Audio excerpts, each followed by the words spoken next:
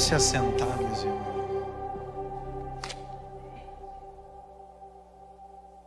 É meu último momento que vou ter com vocês e eu queria agradecer, que no final nunca dá, né? Então eu queria agradecer pastor Léo, sua esposa, pastor Fabrício, sua esposa, a todos os obreiros dessa casa de forma hospitaleira, que me receberam com tanto amor e tanto carinho. Pastor Rogério Barreto, Suene, que são amigos de longas datas. Quero parabenizar o vocal do Getsemane Music. Deus abençoe vocês. Deus abençoe também a cozinha. Popularmente a gente chama os músicos de cozinha. Então, parabenizar todos os músicos. Ao maestro Jack, que comanda o Ministério de Louvor. Deus abençoe. Pessoal da mídia, sonoplastia, pessoal da recepção, todos os setores que trabalharam incansavelmente para essa conferência. Eu queria muito que vocês aplaudissem Jesus por tudo que Deus fez.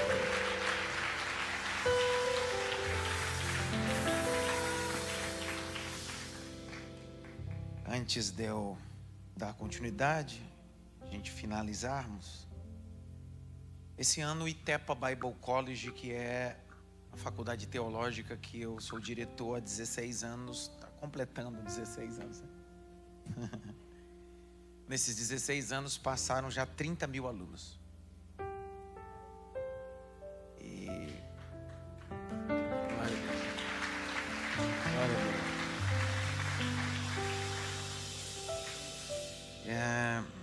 O ITEPA é um instituto interdenominacional. Hoje são mais de 64 denominações no mundo conectados. Mês passado o Itepa Bible College recebeu o credenciamento do CFNAI. O diretor do CFNAI de Dallas esteve no Brasil e fazendo o convênio do Itepa Bible College agora com o CFNAI. Nós somos não só mais uma faculdade teológica, mas também receberemos a nomenclatura no Brasil, tudo isso para a glória de Cristo. Eu tive a oportunidade de ser o docente, educador de muitos que hoje fazem parte e atuam e são grandes pregadores, cantores. Tive a oportunidade de ter em sala Renan Lopes, que foi aluno, Helena Raquel, que é uma das maiores pregadoras para mim, fez aula de crítica textual e hermenêutica lá. Tanta gente boa. E eu também tive a oportunidade de ser o educador de Barreto, pastor Rogério Barreto e Suene. Eles finalizaram o curso em 2024, finalizaram toda a entrega de trabalhos, TCC e entre outros. Esse ano a modalidade no MEC no Brasil fez a entrega dos certificados online. A gente já tem essa prática há muito tempo. Só que eu decidi, junto com o Instituto, ele já tem via e-mail a certificação e também o histórico, mas eu trouxe o certificado deles impressos para fazer a entrega oficial hoje aqui do bacharel em teologia do Rogério. Queria convidar o pastor Léo e a pastora Raquel para fazer a entrega aqui, por favor. Rogério de Jesus Barreto. É Jesus? É?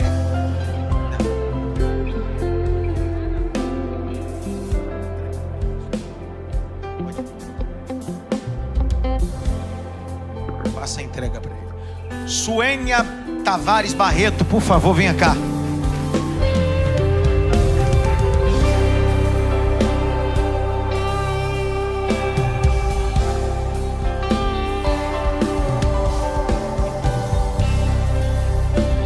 Passa a entrega.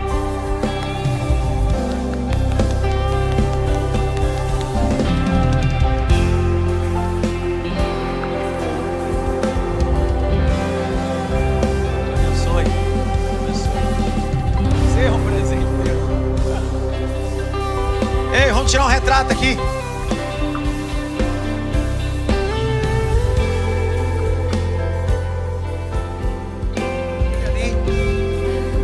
Abre.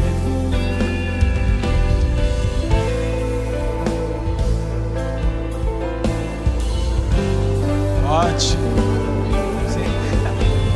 Vem tirar uma comigo aqui, ó. Tira mais uma.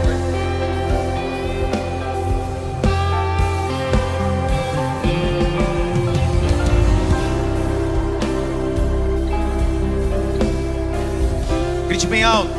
Igreja. Mais alto, igreja. Ótimo.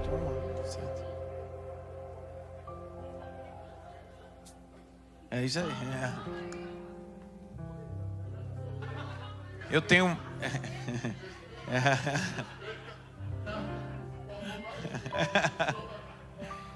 Nós temos alguns alunos também aqui que já estão cursando, estão no final do curso aí, já com 2 anos, faltando só mais um semestre, alguns faltando, quem sabe ano que vem, quando eu vier, trago o certificado em mãos também, impresso fora e-mail para os outros alunos aí, amém? A igreja começou com quantos mesmo? Foi inaugurado com quantos? E depois quantos foram batizados? Quase 3. Isso, quase 3. A igreja tá bombando, grite bem alto, bombando. O negócio tá bombando, cara. Porque começou com 2. Foi inaugurar com quase 120. Pedrão cheio do Espírito Santo. Quase 3.000.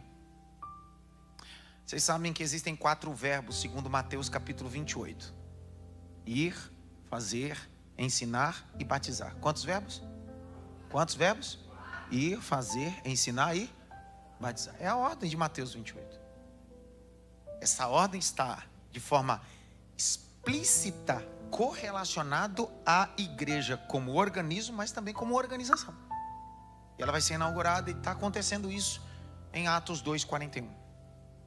Atos capítulo 3, a igreja não tem ainda um templo. Grite bem alto, não tem templo. Mais alto, não tem templo. Então aonde é o culto? Capítulo 2, isso aí. Capítulo 2, abra a Bíblia, vamos lá. Capítulo 2, Atos 2, verso de número 42 a seguir, até o 47. Lê para mim. 2:42 ao 47. E perseveravam na doutrina dos apóstolos. Para Luiz Berkoff, um dos mais brilhantes teólogos, ele é a mãe da teologia sistemática. Luiz Berkoff diz que toda base é dogmática. E o que é o conceito dogmático? É o que nós chamamos de base axioma. E o que é um axioma? Uma verdade plena, absoluta, incontestável. Por que a igreja está crescendo? Porque elas estão debaixo de um dogma. Qual é a diferença da igreja apostólica romana para a igreja protestante? Os dogmas. Só que a igreja protestante tem os seus dogmas. A católica tem os seus dogmas. Vou dar um exemplo. Existem os 7 dogmas da igreja católica. Quantos dogmas? 7. Existem 48 pontos importantes segundo a catequese. A gente estuda sobre isso. Eu nunca fui católico, mas tive a obrigação de estudar. E quem fez a catequese sabe do que eu estou falando. O que o catolicismo apostólico romano chama de Eucaristia. Grite bem alto, Eucaristia. O protestante chama de memorial, ceia. Enquanto no catolicismo apostólico romano o sacramento é o elemento, dentro da igreja protestante o sacramento é o culto, é a memória. Por isso que na ceia da católica apostólica romana existe a transubstanciação. Dentro da igreja protestante, fazer isso em memória. Meu avô morreu com 98 anos de idade. Um grande homem de Deus, abria igreja debaixo de um pé de cajarana. As pessoas se reuniam, cantavam hino da harpa, as pessoas se convertiam. Só que quando acabava a ceia, ele pegava o pão que restou e o suco de uva e fazia o quê? Enterrava. Isso é errado. Transubstanciação. Nós não acreditamos na Eucaristia. Isso é um resquício da igreja católica. Não pode fazer isso. Não são os elementos que são santos. Para nós não são os elementos que são sacros. Ixi, deu problema aqui agora. Não é o pão que vira corpo. Isso é a Eucaristia. É o pão que é memorial. Ninguém fala nada, irmão.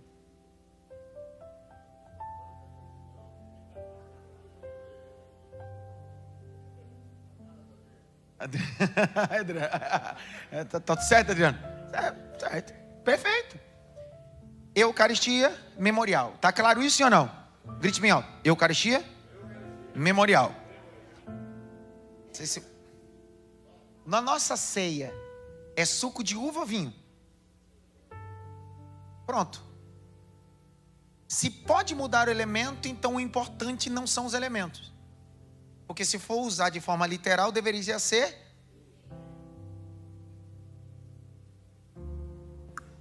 Ninguém fala nada.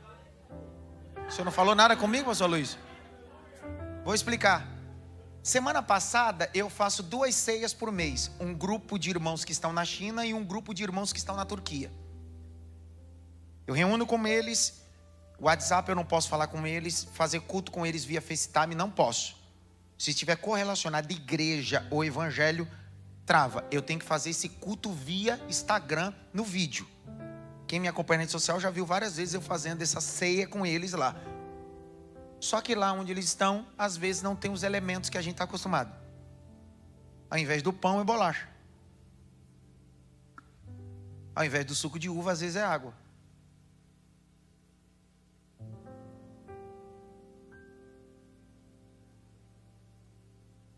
Pastor, não pode modificar. Então por que você mudou então? Que era vinho e virou suco de uva? Porque você não é católico, apostólico romano, não é Eucaristia. O sacramento não é o elemento. Por isso que a fala de Jesus em João 6, ele diz: aquele que não comer da minha carne, não beber do meu sangue, não tem parte. Ele está falando do elemento? Fazer isso em memória. É o que nós chamamos dentro da crítica textual de tipo e antítipo. Tipo figura, antítipo original. O cordeiro do Êxodo é tipo. Jesus é um antítipo, é o original. Então, valorizar o símbolo é um retrocesso à idolatria. Ninguém está falando nada comigo, será por quê? Grite bem alto. Conceito dogmático. O que é mais importante no cristianismo? Max Weber, Pierre Bourdieu, sociólogos vão dizer que a definição de adoração a um divino, eles não tem nada a ver com teologia, sociologia. Aí eles dizem assim: o que é um culto? Aí eles dizem assim: culto é tudo aquilo que me traz à memória um divino. Qual é o único rito da igreja cristã? Único rito, porque não tem 2, não tem 3. Rito é trazer à memória o divino. Qual é o único rito? A ceia, não tem outra coisa. Por isso que na ceia Jesus disse: fazer isso em... Os religiosos ficavam chateados com Jesus porque ele andava com os pecadores ou porque ele comia com os pecadores? Era porque ele comia. Porque comer traz a ideia de se relacionar. Dê glória, agora você vai ver.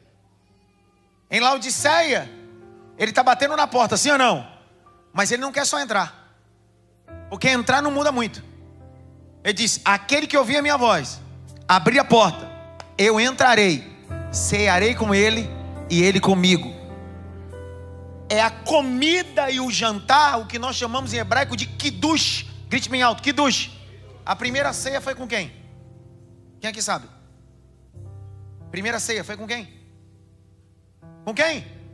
Não, Abraão e Melquisedeque. Gênesis 14, 18.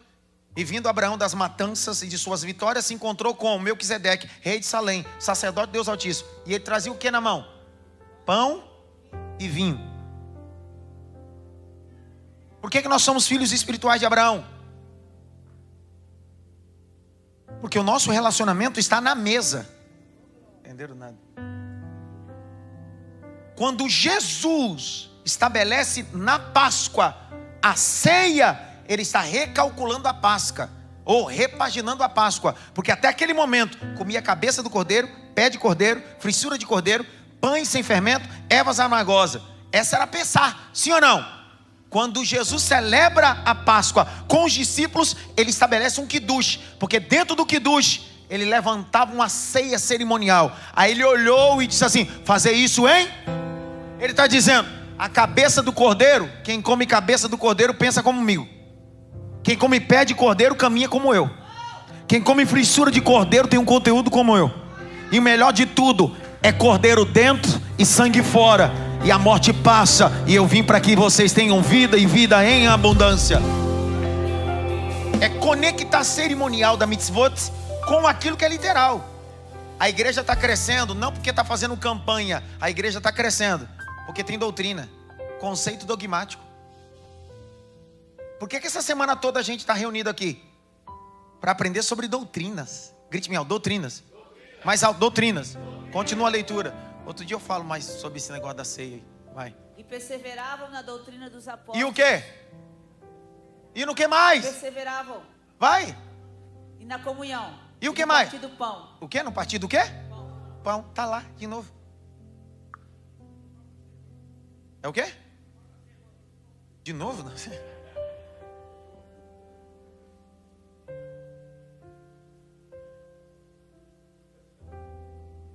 Quem aqui é antigo na igreja aqui? Pelo menos 2 milhões de anos da igreja. O Jack. Quem aqui é velho na igreja sabe do que eu estou falando. Antigamente era um cálice para todo mundo. Quem é dessa época? Um cálice para todo mundo e o diácono com a toalhinha no ombro. Então os primeiros 4 estavam na benção. Porque cada um... O 5º fechava o olho, sangue de Jesus.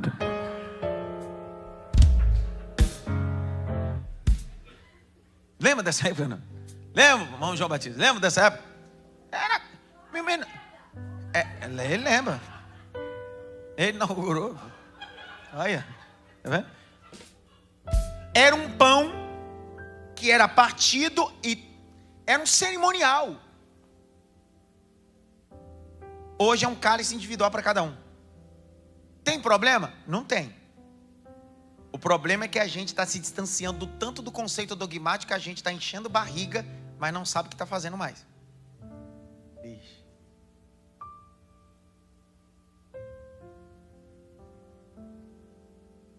Tudo bem. Verso 43. Vai, Suena, pelo amor de Deus, que eu quero terminar. Vai. Em cada alma havia temor, e muitas maravilhas e sinais se faziam pelos apóstolos. Peraí, então não é maravilha e sinais? Primeiro é conceito dogmático, partir do pão, oração. Não existe uma igreja forte se não começar no ensinamento.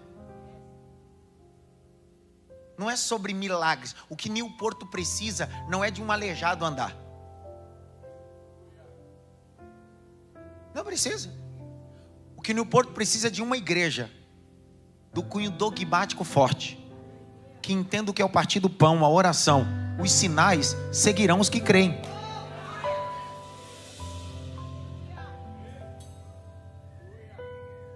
Você sabe quantos milagres Jesus operou registrado em Mateus, Marcos, Lucas e João? Quem é que sabe? 35. Segundo João diz que se fosse registrar, não caberia nos livros. Aqui não é hipérbole, claro. João está usando uma hipérbole. Só que só registram 35. Pergunta que não quer calar. Dos 35 milagres, o único milagre que Jesus não ensinou antes, ensinou depois, é a cura dos 10 leprosos. Foi o único milagre. Todos os outros Jesus ensinava antes, depois curava. Esse foi o único que Jesus ensinou depois. Pergunta a mim, por quê? Os 10 leprosos, Jesus disse, vão, sem ensinar nada. No meio do caminho eles perceberam que estavam o quê? Curados. Quantos voltaram para agradecer? Jesus estava ensinando um princípio. A cura manifesta ingratos, mas o ensinamento manifesta gratos. Então nunca foi sobre curar pessoas, foi gerar pessoas num ambiente da gratidão. Quantas pessoas receberam milagres e nunca voltaram? Quanta gente foram curados de linfomas, de coisas extraordinárias e não estão firmes com Jesus? Porque não é a cura que me conecta com Cristo, é um novo nascimento que me conecta com Cristo. Por isso que Jesus disse para Nicodemos em João 3, é necessário nascer de novo. Não é porque você está dentro de uma estrutura que você já nasceu. Não é porque você conhece um ambiente religioso que você nasceu. Jesus está dizendo, é necessário nascer. Você precisa nascer. Então grite bem alto, Senhor Jesus, eu preciso estar com uma base do Evangelho. Continua a leitura para mim, por favor. Vai. 44, vai. Todos os que criam estavam juntos e tinham tudo em comum. Estavam o quê? Juntos. Então a igreja não nasce para viver separada. Nasce para viver o quê? Juntos. Pastor, mas eu não faço parte da igreja porque a igreja está cheia de hipócritas. Sempre cabe mais um.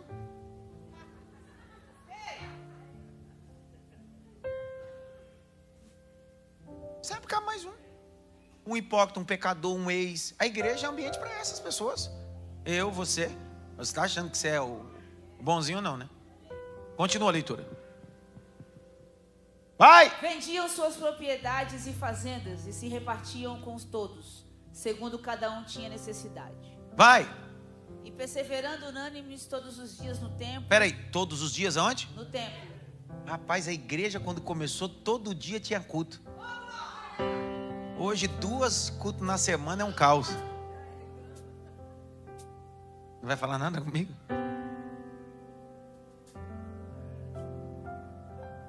Não, lê de novo esse versículo porque eles entenderam, vai. E perseverando unânimes todos os dias no templo. E o que mais? Vai! E partindo o pão em casa. Para. Comiam... Aonde eles partem o pão? Então a igreja não começa no templo. O templo é o reflexo da minha casa. De novo, o templo é o reflexo do meu culto em casa. Continua. Comiam juntos com alegria e singeleza. Grite bem alto. Alegria. Mais alto. Alegria. Continua. Louvando a Deus e caindo na graça de todo o povo. E aí? E todos os dias acrescentava o Senhor à igreja aqueles que se haviam de salvar. Qual é o método de encher a igreja? Qual é o método de encher a igreja? Repita comigo. Ser igreja. E ser igreja onde? Em casa.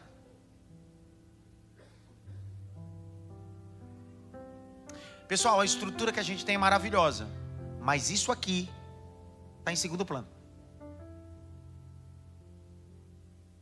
É a nossa casa e família curada que revela a igreja sadia que eu faço parte. Você quer ver uma coisa? Quantas pessoas vêm à igreja porque te conhecem de uma vida social? Começa a relacionar com você e diz, cara, isso é diferente. Esse pó é diferente. Seu casamento é diferente. Seu filho é diferente. Eles estão sendo apresentados a eles a igreja como organismo.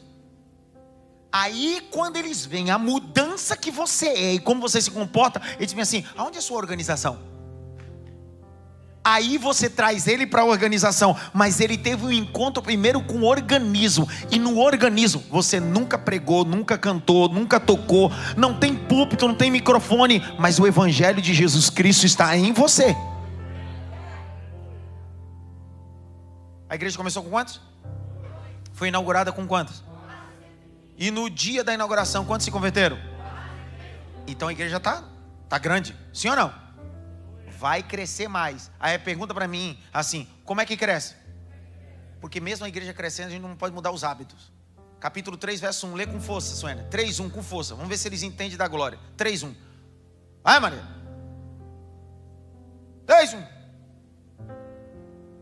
Pedro e João subiam juntos ao templo, Não, à hora da oração. Lê de novo, lê de novo. Pedro e João subiam juntos ao templo à hora da oração. Não, lê de novo. Pedro e João subiam juntos ao templo à hora da oração. Qual é o segredo da igreja estar crescendo?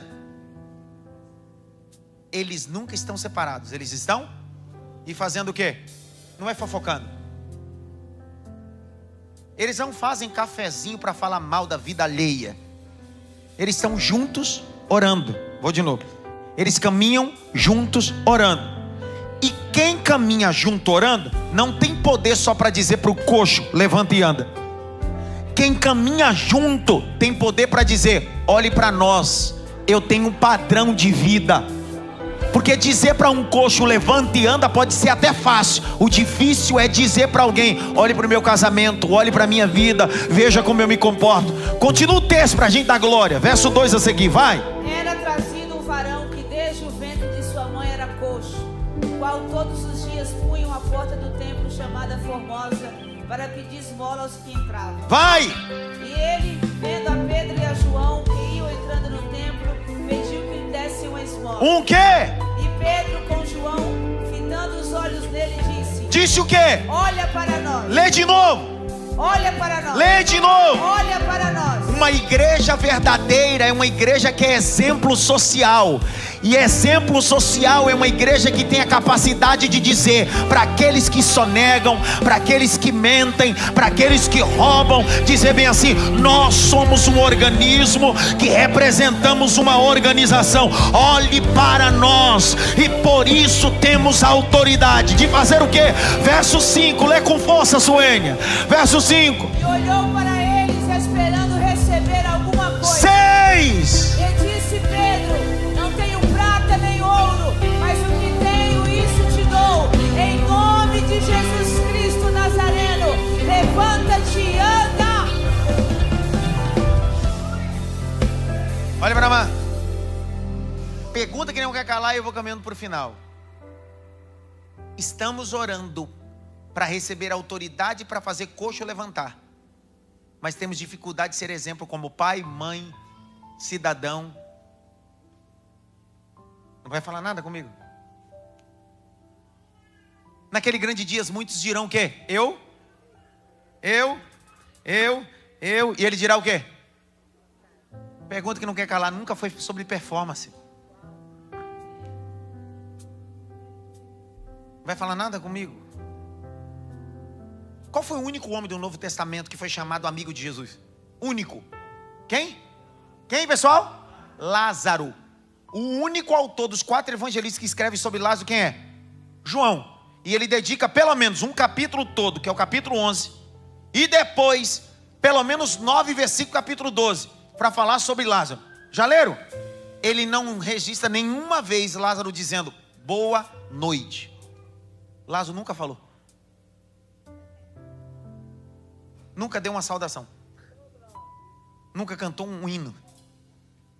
Mas era amigo. Capítulo 12 ele está ressuscitado, está na mesa.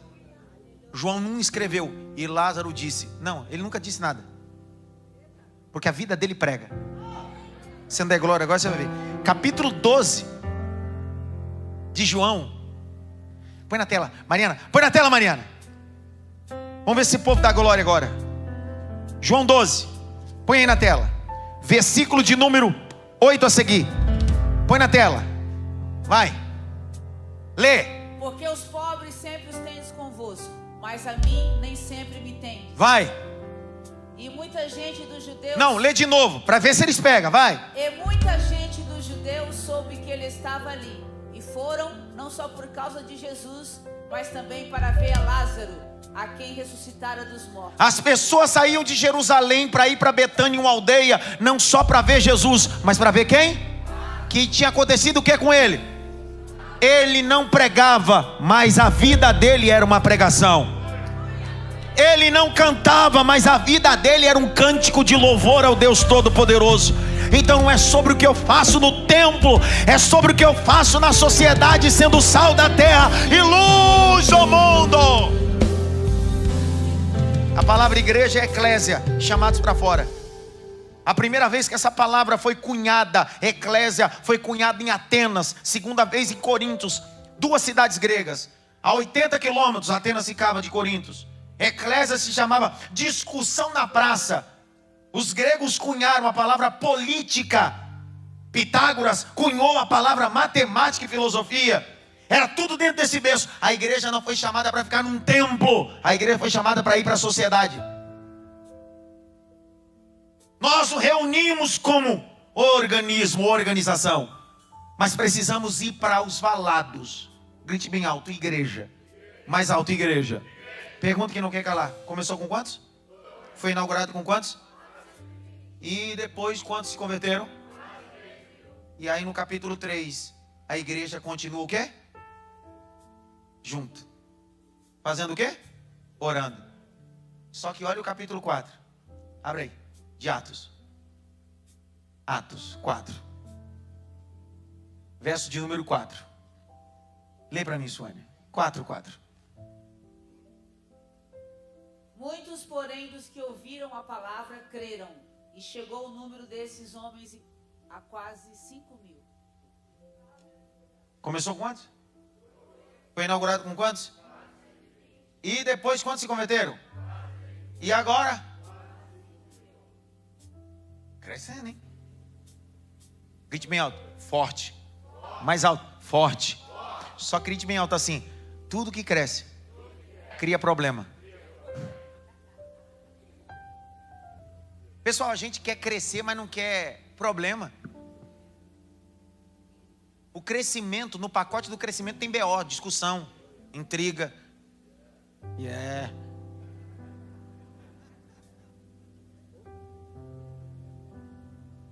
Tem mulher querendo ficar grávida, mas não quer inchar. Não quer ter estria. Ah, então não fica grávida, querida. Nem como, vai inchar. Vai andar igual uma patinha. É normal. Está no pacote do crescimento. Você quer crescer? Você quer sair de um quarto e cozinha para uma mansão e não quer ter despesa na limpeza.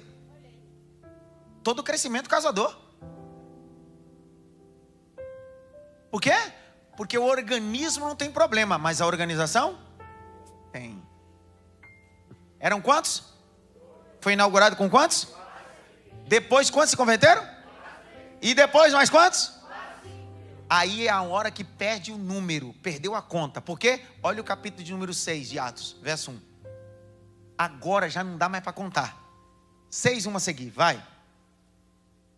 Ora, naqueles dias, crescendo o número dos discípulos, houve uma murmuração dos gregos contra os hebreus, porque as suas viúvas eram desprezadas no ministério cotidiano. Vai.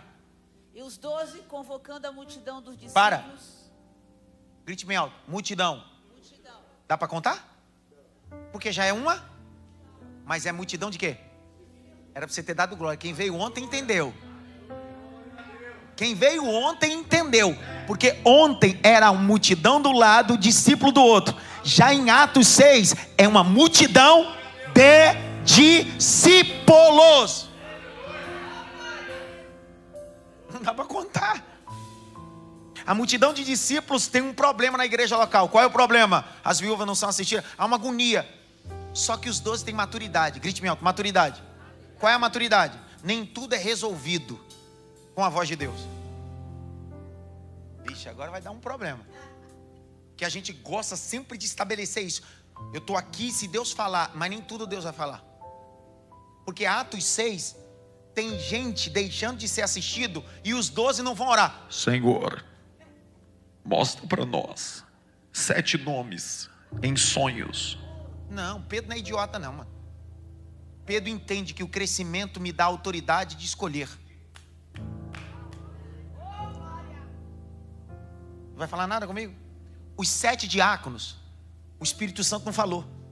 E não é porque ele não fala que a escolha dos 7 não tem autoridade. Maturidade de uma organização é entender que nem tudo o Espírito Santo vai falar. Vou de novo. Nem tudo Deus vai usar um profeta, vai falar direto com o pastor. Existem coisas que é atitude. Vamos ver se você dá glória agora. Davi, toda vez que ia para uma guerra, consultava Deus, sim ou não? Só que com Golias ele nunca consultou. Ele foi sem Deus falar. Então existem guerras que Deus disse vai, e existem outras que eu tomo atitude. Os 7 reuniram e escolheram quantos? Quantos diáconos? Um dos diáconos chamava Timão. Esse Timão desviou no 1º século.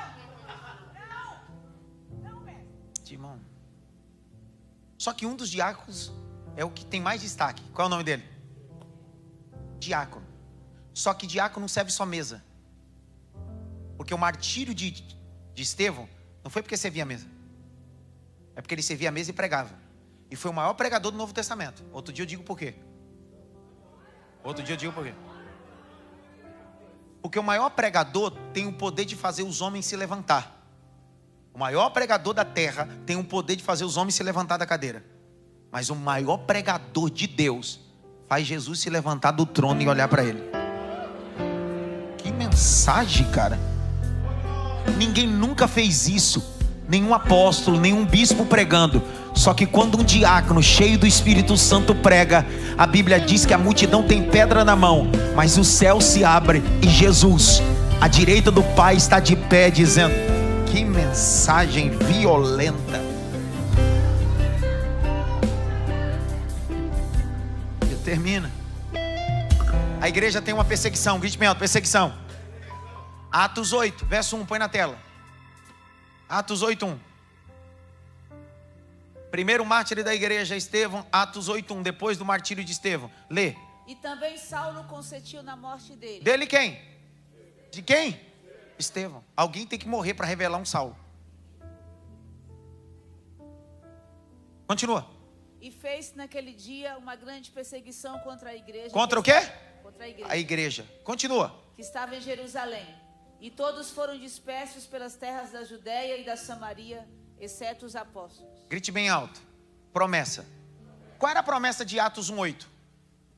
Fiquem em Jerusalém até que do alto sejais sermieis minhas. Aonde? Jerusalém. O que mais? Judéia, Samaria, até... Eu estou em Atos 1:8, sim ou não? Então ele está dizendo, ó, fiquem em Jerusalém, vocês vão ser cheios, vocês serão testemunha. Jerusalém, Judéia, Samaria, até os confins da terra, sim ou não? Atos 2, eles são cheios. Atos 3, eles estão em Jerusalém. Atos 4, o Sinédrio vai prender alguns deles. Atos 5 de novo, já era para eles ter saído de Jerusalém, mas eles continuam em Jerusalém. Aí Deus olha aquela situação e não fala nada. Atos 6, a igreja está grande em Jerusalém, por isso que tem problema. Porque já eram para eles ter saído de Jerusalém. Atos 7, Estevão vai ser apedrejado. Atos 8, Deus vai permitir uma perseguição. Porque Deus está dizendo bem assim, ó, já era para vocês ter saído de Jerusalém. Já que vocês não saíram, eu vou criar uma situação para empurrar vocês para o propósito. Estou liberando essa palavra. Existem perseguições que é um propósito de Deus para te empurrar para o centro da vontade dele. A perseguição dele, Deus grita bem alto, agora vocês vão cumprir a minha promessa. Qual é? Jerusalém, Judéia, Samaria, até os confins da terra. Atos 9, tem um Saulo. Põe em Atos 9, verso 1. 9, 1. Ai! E Saulo, respirando ainda ameaças e mortes contra os discípulos do Senhor, dirigiu-se ao sumo sacerdote. Para quê? E pediu-lhe carta. Pediu o quê? Saulo era membro do Sinédrio, da tribo de Benjamim, criado aos pés de Gamaliel, fariseu de fariseu, circuncidado ao 8º dia. Ele pede o quê? Está em singular? Então ele quer várias cartas para quê? Perseguir, maltratar, sim ou não? Então ele é o carteiro da morte. Só que naquele dia o carteiro da morte vai ter um encontro com aquele que é o da vida. Era para você ter dado glória. Pensa comigo, João Batista, o senhor que já trabalhou com isso. Imagina várias cartas de mortes, Paulo dizendo, isso aqui eu vou entrar na casa de fulano, isso aqui eu vou prender ciclano. E ele entra no caminho de Damasco, lá vem Jesus. Jesus resplandece no caminho dele, e Jesus diz para ele bem assim, eu não vim só mudar a tua vida, eu vim trocar as cartas que estão nesse pacote. Por quê? As cartas de morte vão ser trocadas e você vai se tornar um carteiro da vida, Saulo. Saulo, ou Paulo, é o maior autor neotestamentário, autor de 13 cartas pastorais. Era para você ter dado glória a Deus, porque naquele dia Jesus trocou as cartas de morte por cartas de vida, para a glória do nome de Jesus. Quantas cartas ele recebeu? 13. Caminho para o final dizendo, o que tem a ver, Romanos 16, 1. O que tem a ver com o que o senhor está lendo todos esses dias? Põe na tela. O homem que recebeu 13 cartas. 16, 1. Põe na tela. Lê para mim. Recomendo-vos, pois, Febe, nossa irmã, a qual serve na igreja que está em Sencreia. Grite bem alto. Sencreia. Sencreia era um porto que ficava na cidade de Corintos, a 80 quilômetros de Atenas. Uma dessas 13 cartas é essa carta aos romanos. Paulo não fundou a igreja de Roma. A igreja de Roma foi sapecada em Atos capítulo 2. Havia gente de Roma naquele dia. Está lá escrito Atos 2. E quando eles voltaram para Roma, começaram a se reunir. O desejo de Paulo era visitar os irmãos de Roma. Paulo é o autor de 13 cartas. Quantas cartas? Quem escreveu essa carta? Quem escreveu essa carta? Escute. É a beleza da igreja. A igreja não é feita só de Paulo não, meu irmão.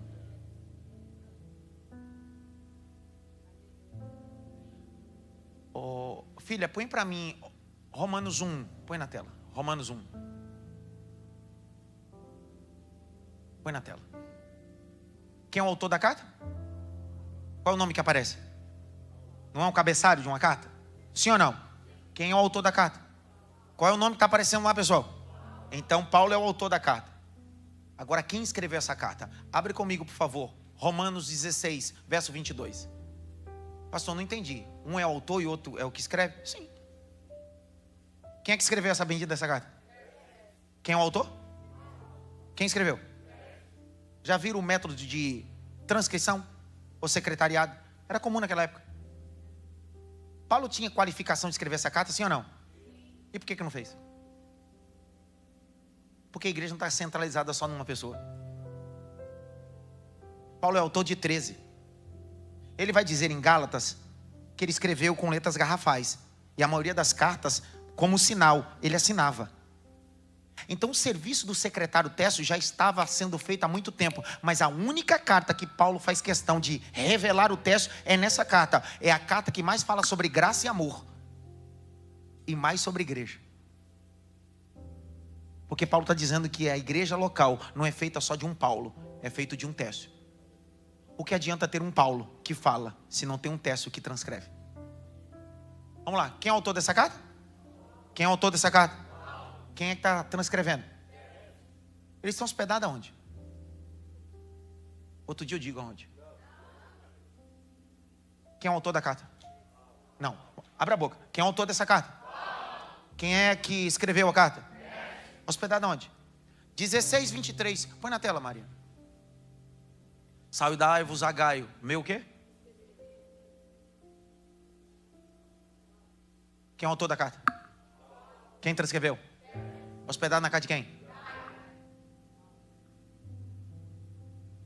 Só que a carta finalizou. Ela precisa sair de Sencréia, porque Gaio mora em Corintos. A carta precisa sair de Corintos e chegar em Roma. Quem é que vai levar essa carta? 16:1. 16:1.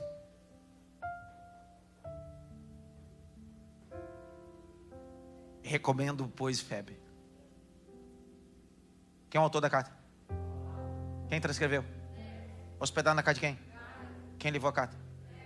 Isso é a igreja. Glória a Deus.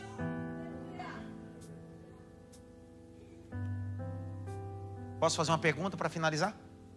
Sim ou não? Dos 4, quem é mais importante?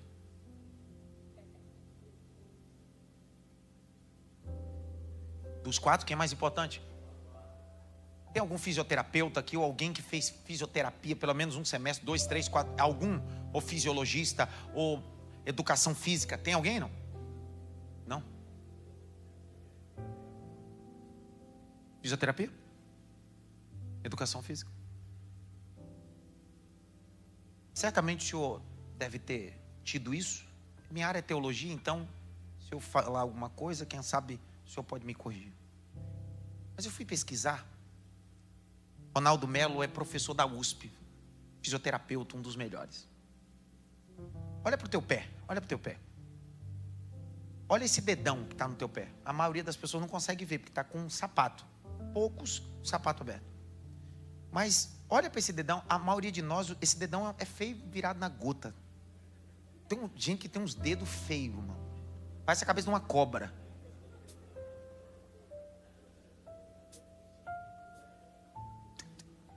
Tô vendo aqui, os dedos feios. Não, é feio. Pensa num dedo feio. Esse dedo é tão feio que ninguém colocou uma aliança nele. Anel de formatura. Tem umas mulheres que colocam os anéis nesse outro dedo aqui do meio, não é isso? Já viram ou não? Mas nesse dedão, ninguém coloca. Esse dedão... fiz a formatura. Ninguém coloca o anel de formatura nesse dedão. Aliança. Ninguém põe nesse dedão. Continua, Jack, tocar.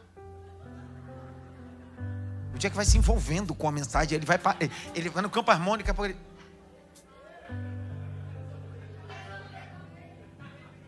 Hã?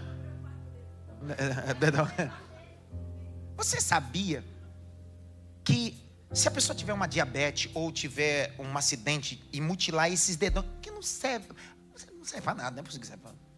Mas se ele perder esse dedão, quando ele é mutilado, ou por causa de diabetes, alguma coisa, ele for descer da maca, sabe o que acontece com ele? Ele cai. Para ele voltar a equilibrar o corpo, ele precisa fazer 10 sessões de fisioterapia.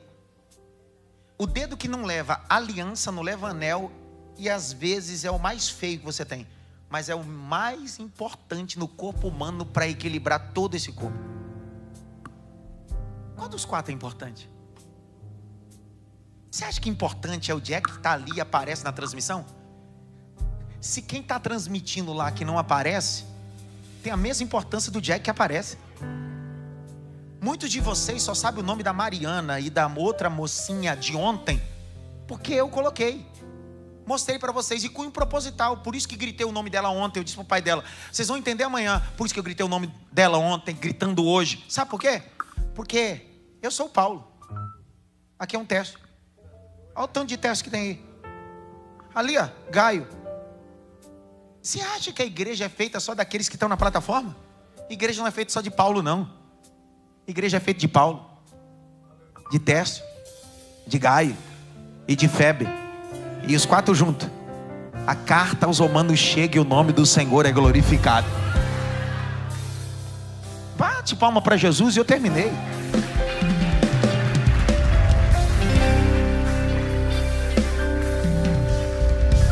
Digo agora como pastor local há 23 anos.